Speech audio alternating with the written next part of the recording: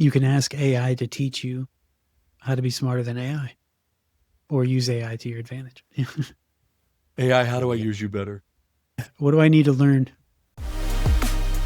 Hi, everyone. Welcome to the Biz Dev Podcast, the podcast about developing your business. I'm David Baxter, your host, joined today by Gary Voigt. Hello, sir.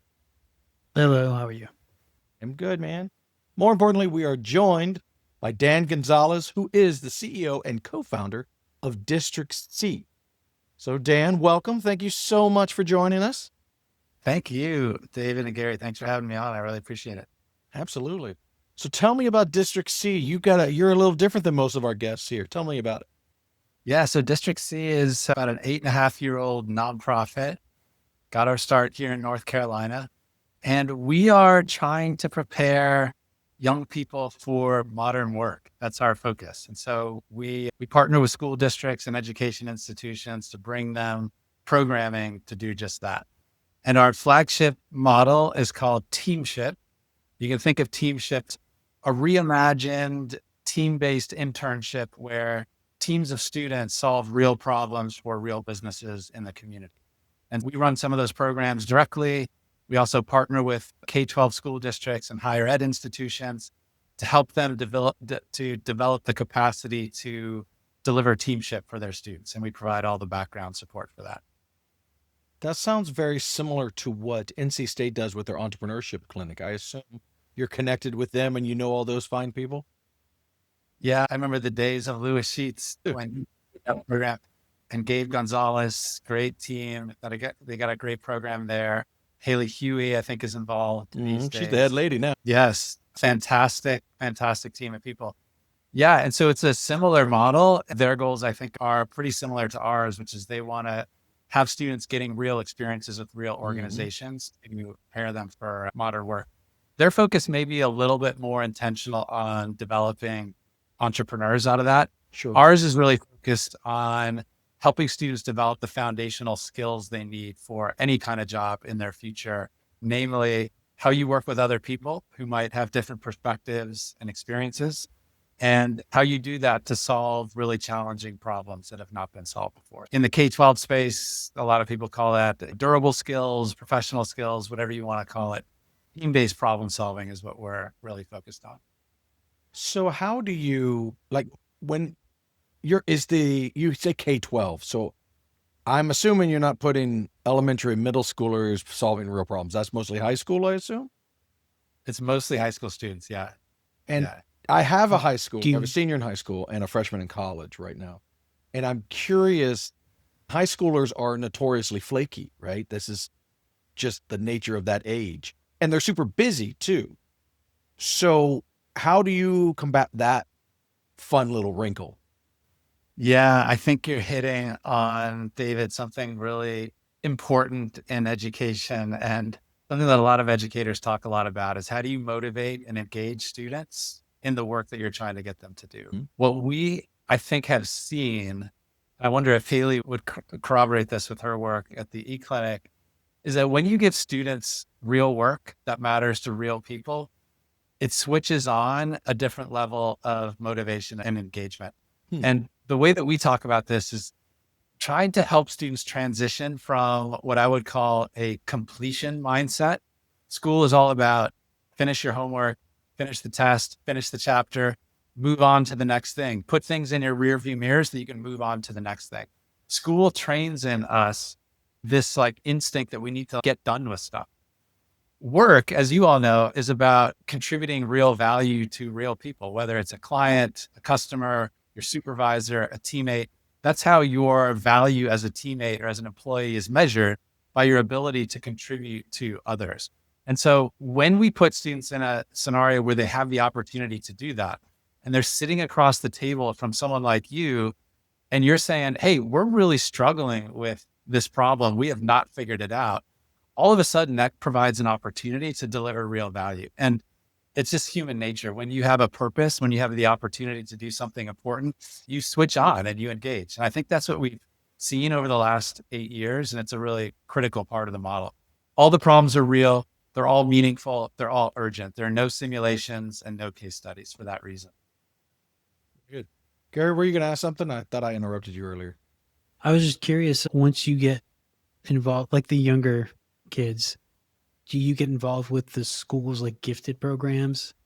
On occasion, I don't know that we have any partnerships with gifted programs. What we have found is, first of all, our start in this came from wanting to provide these kinds of opportunities to all students. And what we have learned, and I know this from my own history, is that students with social capital and family connections, they typically don't have a lot of trouble finding internships or experiences outside of school to help them with their career progress. It's all the other students that might be taking care of grandparents after school or might be working a minimum wage job at a fast food restaurant. They don't typically have access to these kinds of things. And so our mission from the beginning has been, let's make this available to all students. The way that we do that is through our partnerships with schools and school districts. We partner with them to help them implement Teamship for their students during the school day. And that means that any student at that school typically then has the opportunity to engage. What we've also found is students who are traditionally good at the game of school, in other words, those who might have had a history of academic success, oftentimes struggle with this model because it operates by a different set of principles and rules, right? There aren't predetermined steps. There aren't instructions given by the teacher for you to do XYZ before you move on to ABC. A lot of the onus is put on the student teams. We coach them on the processes and tools, but they drive their own work and they own their own work. A lot of times for students who have figured out how to be good at school and get the A, that's a really big shift. What we find on the other side is students who haven't typically been great academically often find a new gear for themselves, and they find a voice that they maybe didn't know that they had previously. So it's a program that levels the playing field in a really powerful way. Very cool. Yeah. One of the things I know with my daughter in particular is she has no idea what she wants to do.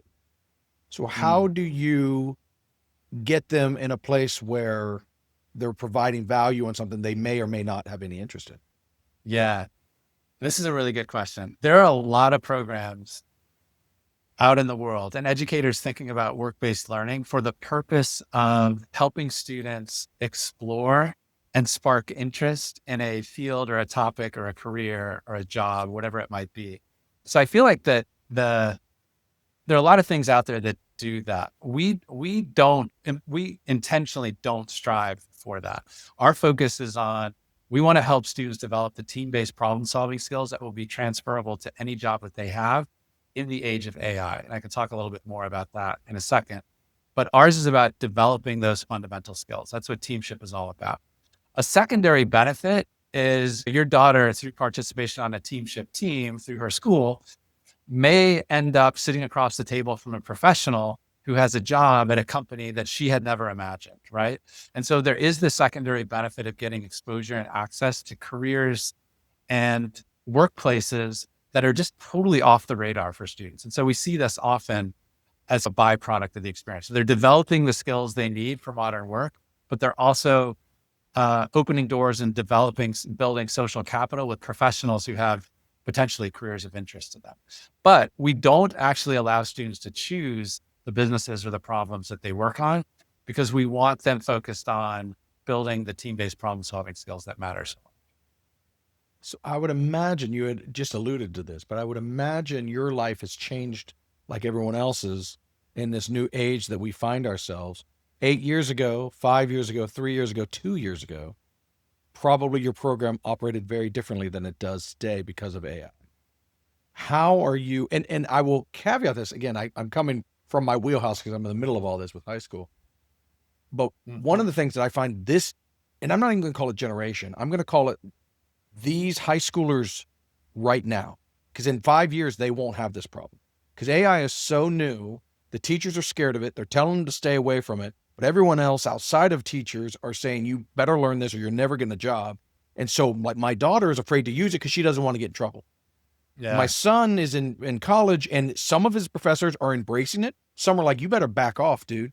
And because it's so new and it's so scary on both sides, right? Students and teachers. So how do you encourage for this? And this is just, I'm guessing this will be gone in 5 years. because the teachers will understand how to teach with it, and the students will understand how to engage with it, just like Google back in the day and calculators before that. How do you get these kids ready to use these new tools now? Yeah, this is such the right point. I think in the education community, we're currently having the wrong conversation. And I think you're right that over time, this will settle out. But right now, the conversation is it cheating to use ChatGPT? And I think the conversation we need to be having is, what does it mean to have human value in a labor market that has been upended by AI? What does it mean to have human value? What do you have to be good at as a human? I would contend that humans have to be great at mobilizing others and coordinating with others to pursue common purpose and solve common problems. And that is always going to be valued. AI is a tool to help you do that. ChatGPT is a tool to help you do that. But your ability to mobilize other human beings around common purpose, to inspire them, to leverage their skills, their strengths, to support them in developing on their weaknesses, so that as teams of people, we can solve the big challenges that we have ahead, certainly with the support of AI. But if you can't do that, and this is what I tell students all the time, if you cannot do that, you can't work with others to do hard things, you will not have a place in the modern economy, because AI is going to be doing all of the rote procedural stuff that humans used to do. And so for us, the focus is really on that team-based problem-solving aspect and learning how to develop empathy for others, recognize others' strengths, tap into those strengths, ask really deep, curious questions. And I think that's where we need to go. I'm hopeful that we'll get there sooner rather than later, but things are shifting so fast, as you alluded to. I read in a million newsletters that I have found myself signing up for. They said that jobs have been traditionally like, I'm a developer. And so when people think of that, means I write code. Gary wastes my time and money doing pictures and arrows and stuff. No, I'm just giving him grief. He designs things. But when you say he's a designer, people think he's doodling and making boxes and arrows. But what we're finding is AI. What do you mean? Don't jump on the bandwagon, Dan. I'm just saying what we're finding is a job, whether it's Gary's, mine, or anybody's, is not that single task anymore. It's like, you've got it, you know that, oh, he makes pretty things, I write code, right? I type for a living. That's my joke that I used to say. But now we're finding AI is very good at certain tasks, but a developer or creative director, which is what Gary does, is a bundle of tasks. And what we're finding is that AI is good at some of them, horrible at others. And the value that humans bring are those who encompass a lot of those buckets and can make the various AIs that are doing this task really well and this task really, and they're providing the glue for the tools, that overarching thing that connects those two together. And that's where the value of humans are and will be for at least the foreseeable future, until AI jumps a massive leap, because it's not what it does now. I know I just butchered that. It was very well done in the newsletter. However, Lenny's newsletter is what I was reading, but I attributed it, Gary, give me credit. But did my rambling make sense? Is that what you're finding with these students? Is that something that is encouraging, or is that scary, or what? Yeah. And I would contend, and Gary, jump in here if you disagree, but I would contend that what makes you excel at your job is your ability not to create squares and arrows, but to understand human emotion. And every problem is a human problem. Every human is driven by emotion. And so whether you are designing an experience, designing a visual, designing a website, whatever it might be, you have to understand the human emotion that you're tapping into or solving for, or else you're not gonna be good at your job. And I think that's true in the design world. I think it's true for software engineers. It's true for educators. And I think that's really the focus of what we're trying to do, is we're trying to help students become great humans. And if you are a great human, you'll succeed in whatever job that you encounter. Yes, you'll, of course, need to develop some of the technical skills that are associated with that role. But without the human component, it's going to be a struggle. And so that's really what we're focused on. I think that message is resonating. And I think for educators, teachers who have for so long been so focused on this is the content I have to deliver over the next 50 minutes of this class period.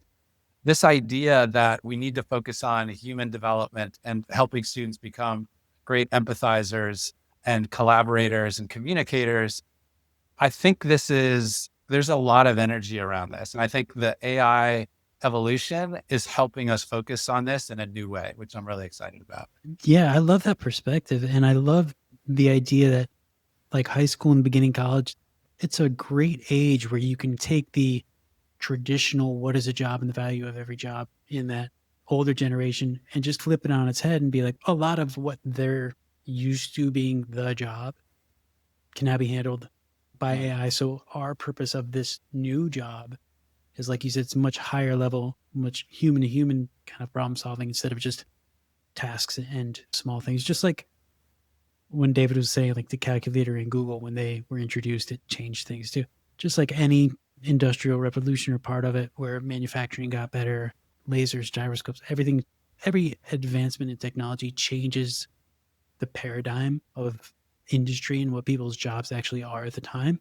Yeah. So yeah, I think this is a great age to kind of shift the perspective of what a job used to be versus what a job or career can be with AI. Yeah. Are you all feeling that in your own, I hate to turn the tables on you here, are you feeling that in your own work? Like David, I have two kids, one done with college, one just finishing high school and starting college at the same time. And yeah, their approach is not so much we're afraid of AI or that we use AI. It's just, it's a new thing that we have to figure out how to work with. It's not really a fear or they don't look forward to using it as a way to cheat in school. That's like a different thing, but they're looking for how they can accomplish their dream job or dream goals with the help of AI. Yep. Let me play contrarian a little bit. So if I create a human who is just a big pile of soft skills, that's not very useful, right? If I'm just empathetic and nice and able to work well with others, but I have no hard skills, that's where I hear that argument. And I'm not disagreeing with y'all at all. I think problem solving is more of a hard skill, not a soft skill. Potentially. Yeah. But creative thinking might be one of those that mixes the two. But I hear those things, hey, we're just going to make our people better humans. And I love that concept. But at some point, the rubber's got to meet the road, and I have to have a real skill. That's, I have to be able to code or design or build or, do the math so the road doesn't fall over, whatever it is. I got to be able to do that. And so it's still, and it's just weird. I'm just imagining 5 years when all the tasks, the actual concrete tasks that I just described, are all done by a bot. What do we do? What's the end goal of those tasks? Like, why were those tasks ever created? In other words, if you have bots doing these tasks, for what reason? What's the end goal of that task? The Generally, end goal is going to be a bigger problem to solve. That's going to be the bigger thing. The more progress that we can create, the further we can go with technology and stuff like that. It just opens up limitations. It doesn't really just make people sit around and do nothing. It just lets them think on larger scale problem solving. I guess all jobs at some point, the end result is to do something for a human, at least currently. Our job, whatever it is, you're building a car, you're building a road, you're building a website. At the other end is a human. So those human soft skills, you've got to keep that laser focused, I guess. Maybe I'm off. I'm just thinking out loud how that when all the tasks are taken by the robots, what's left? It's just kind of a weird question. Yeah, it's hard to even conceptualize that. But I think you're hitting on an important point, David, which is something we think a lot about, which is this idea that you are a better problem solver, especially in some domain, if you have some content knowledge and some expertise in that domain, right? Yep. It's why I think at the moment, senior software developers aren't really, I don't know that there's a job crisis at the senior level. Entry level software, whereas it seems like it's a little tougher as a college graduate to get into that. And that's because these senior developers have a ton of experience and are able to leverage AI in some creative ways to solve some problems. I think that's true in any domain. Your content expertise or your access to content is going to make you a better and more robust problem solver. And so our contention isn't that you don't need the hard skills or even the content knowledge that you would learn in school. But the Teamship model flips the like sequencing of those, right? So in traditional school, it might be, hey, we're going to teach you what an isosceles triangle is, and you're going to drill that 100 times. And you're going to raise your hand in the middle of the lesson and say, why do I have to learn this? And the teacher is probably not going to have a great answer to that. What we would love to do is say, and what we try to do is, here's a problem. What content do you need to go learn and figure out in order to better solve this problem? What subject matter experts do you need to access in order to give you a shot at better solving this problem? So that front stage is the value add problem solving work supported by all of your process skills, but also all of the content you need to go and learn in order to do that work well, instead of the reverse, if that makes sense. Yeah. I mean, I was never good at math. And so you could say, well, all those years I took math were a waste, because in my day to day, I don't use much more than basic mathematics, right, in computer program. But at the same time, you don't know that when you're a kid. First off, you don't know what you're going to be. So if you only learn one subject, you're kind of shooting yourself right in the face.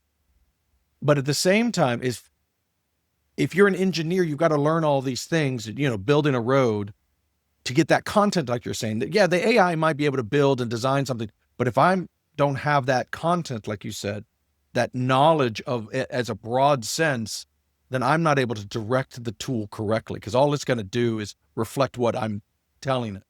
Like one of the things I think a good analogy. So the other day, one of my guys was like, man, he had a bug to fix and he was using AI to help it.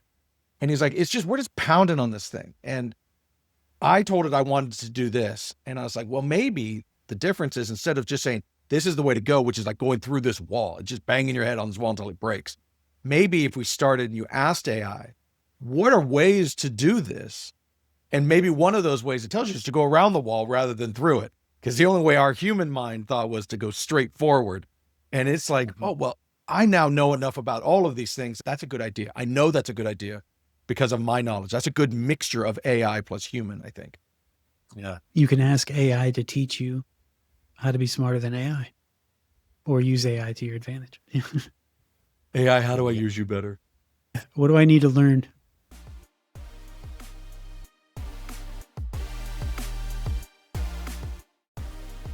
Big Pixel builds world-class custom software and amazing apps. Our team of pros puts passion into every one of our projects. Our design-infused development leans heavily on delivering a great experience for our clients and their clients. From startups to enterprises, we can help craft your ideas into real-world products that help your business do better business. The current education system is very content focused. It's about delivering content. We don't have the balance we need in terms of giving students real experiences where they're focused on team-based problem solving. I think if we can address that balance a bit, still try to spark students' interest through topic categories and coursework that they're doing, and give them these real world experiences that they can put on their resume, demonstrate that they've delivered value and contributed in a real way, that's going to set them up for a better future, hopefully. I can't agree with that more. I mean, I told my kids, I waited tables when I was in high school and college. And I still credit that 4 years of me waiting tables with giving me the ability to deal with obnoxious people, the ability to get what I needed done even when there's obstacles there, whatever that is, a human. But usually it's dealing with other people. Dealing with people is painful, can be. And every job has some jerk you don't want to work with. I have to deal with Gary every day. And if you don't learn how to do that, like you never get that first job, those people just fall apart in the real world. You know what I'm saying? It's like, I think that district C, as opposed to school, like you're saying, you're in the class, whatever, but now you're dealing with an unreasonable human, which might be your client, it might be your boss, it might be some other person at the company you work with, completely unreasonable. And now what? Yeah. You can't fire them. Those are exactly the soft skills that you mentioned before. Yeah. Right. And No, you're sure. hitting on one of the really key design principles. We don't feel like we don't strive to create perfect experiences for students. That would mean having perfect teammates, a perfect business partner who has clear answers to every question you ask them, can perfectly articulate their problem. A lot of times students will get a little bit frustrated when they ask the business partner questions about their problem, and they might give 2 or 3 answers that conflict, or they might say, I don't actually know. And I think we need to help. This is part of the experience, is helping students break out of the expectation that the experience is curated for them, and more helping them develop the tools that they need to deal with those tough situations, as you said, Gary, when they encounter them, because they are going to encounter them in the workplace. That is a certainty. Yeah, that's a really important part of the design. I love that. Me and Gary joke all the time. The worst clients are the ones that say, I know it when I'll see it. You just, hey, what do you want this to look like? Just surprise me. I'll know it's right. Oh, come on. Oh, just the worst. Anyway. Or I'm not sure what I don't like about it, but just keep giving me options. Just try again. Let's try again. I feel like give me like 15 to 20 options. Yeah.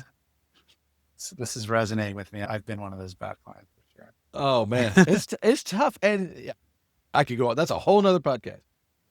All right. Oh, wait, that's what we could use AI for, to weed out the tough clients. You want 20 options? Here, here's ChatGPT's top 20 options for you.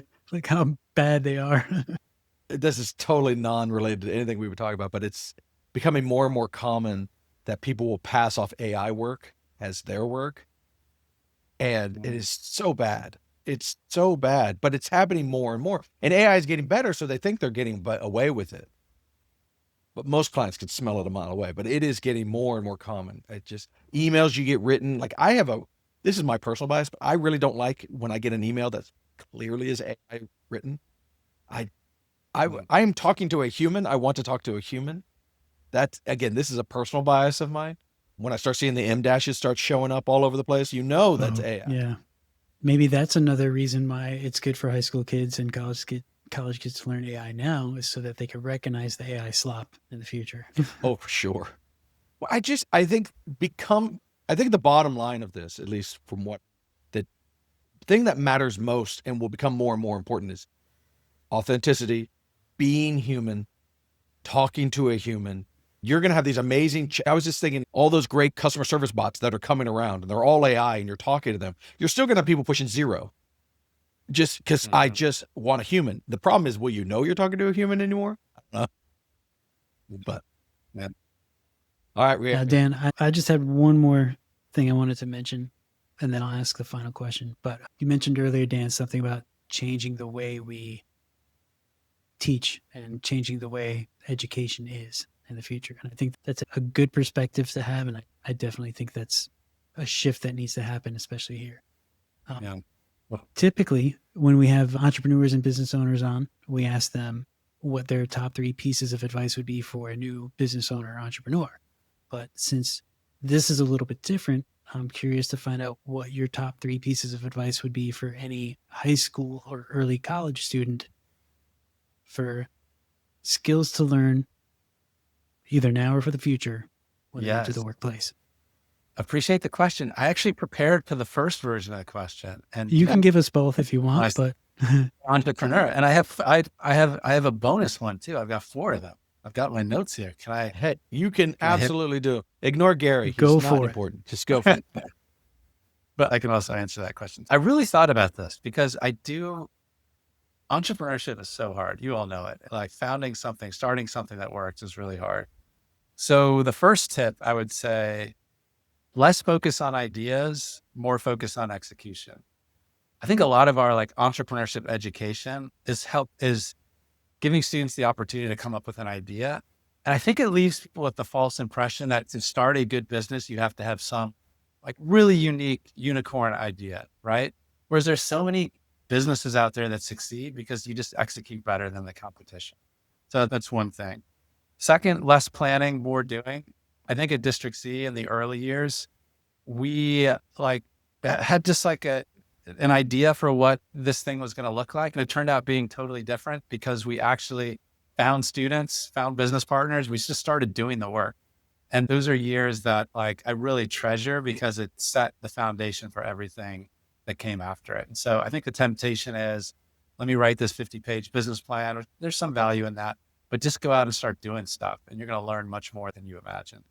The third thing is relationships will drive your progress, and good relationships are 2-directional. I think that there are tons of successful entrepreneurs that I know in the triangle who are so good at giving back to the community and giving back to other founders and entrepreneurs with no strings attached and no expectation for a reciprocation. And then when the time comes, like, of course you want to help that person. And your next lead or your next gig or whatever it might be, it always comes from a person that you know or someone that you know who knows someone. And like the relationship building is really key. And then the last thing is doing instead of planning. That takes time. Building really good 2-directional relationships takes time. Building something that works and that is successful, it just takes way longer than you think it's going to.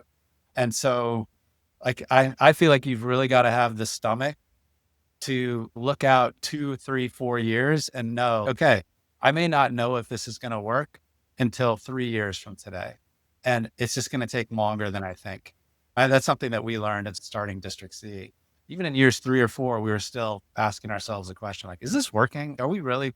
So anyway, those are four things that I would say just based on the experience that I would say that last one is particularly based on our earlier conversation and AI in general, because things are quote unquote faster with AI. I think people's impatience for success has gotten worse. I built this so fast, so success should be fast. Boy, that's not true. That hasn't changed. To build a successful business takes a lot of time. Now your V1 might fly out the door, but the truth of the matter is you're not going to be successful until V3 or 4. And you can't get V3 or 4 until you get feedback about 1 and 2. And those just take time. And I find I'm feeling that more with founders when I'm talking to them and stuff. They're like, I don't need to hire anybody. I just use AI to build. I have 30 digital employees now that I can just don't have to talk to anyone ever again. Okay, sure. I heard on a podcast that what used to cost $50,000 from a developer, now I could do for $10 in credits from ChatGPT.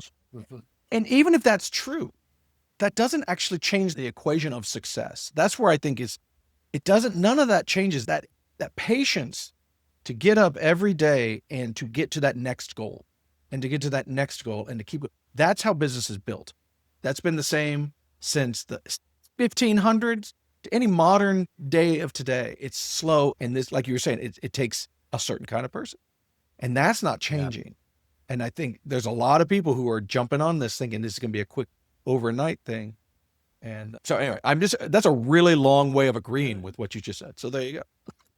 Yeah. And the very first point you made, Dan, it was something that we don't hear often, but it is extremely true. You do not need to have the next unicorn idea if you just have a good way to execute better. Yeah. So many businesses. And now I think as far as the copy and create, it seems like where we're going, there are not a whole lot more original ideas out there at this moment. So you're seeing a lot of copy and refine type businesses start. Yeah, sure. Just think about your favorite restaurant. The restaurant is not a new concept, but true, you do it better than the others. The one tip I would give to students, I'll just do one, is focus less on getting done with stuff. Focus more on how you can deliver real value for real people in your next experience, whatever that is, whether it's for free or paid, working at McDonald's or doing the internship. How can you deliver real value to someone else? That's always going to lead you to the next step. So that's the one piece of advice I give there. Love it. Awesome. So Dan, if anybody wants to learn more about you or about District C, where's the best place to find you? Yeah, districtc.co. I still have regrets for using the .co. People put an M on the end all the time. Is the COM squatter? Or is there someone sitting on it? Yeah, someone had that, at least back then. I haven't checked it out. Oh, you're telling David's story. We've been unfortunately .net for many, many years because of a squatter. There's yep. We're thebigpixel.net because bigpixel.everything was taken and not being used, mind you. And thebigpixel.com was taken. And that is at least being used, but I've been trying to buy it for literally a decade. True story. Anyway, also, are you on LinkedIn? Can people just search Dan Gonzalez on LinkedIn? District C? Dan Gonzalez, District C on LinkedIn. And yeah, looking forward to hearing from people. And thank you both for having me on. I really appreciate it. I've done a bunch of podcasts, but none like this one from this angle. So I'm grateful. Good to talk. Very cool. We were glad to have you. Love to hear that. Yeah. Love it. All right. On that note, we are going to take off. Thank you, everybody. We'll be back next week. See ya. That wraps up this episode of the Biz Dev Podcast. And this time you get me, Scott Bailey. I am the lead dev over here at Big Pixel, and I know what you're thinking. I thought David did all the work. Well, not exactly. We have an awesome team of people to back him up. BizDev is a production of Big Pixel, a US-based provider of UX design, strategy, and custom software. This podcast is edited by Audio Wiz, Matt McCracken, and Christy Pronto, marketing guru for Big Pixel. Want to connect? Shoot us an email at hello@thebigpixel.net, or you can find us on Instagram, Facebook, YouTube, X, and LinkedIn.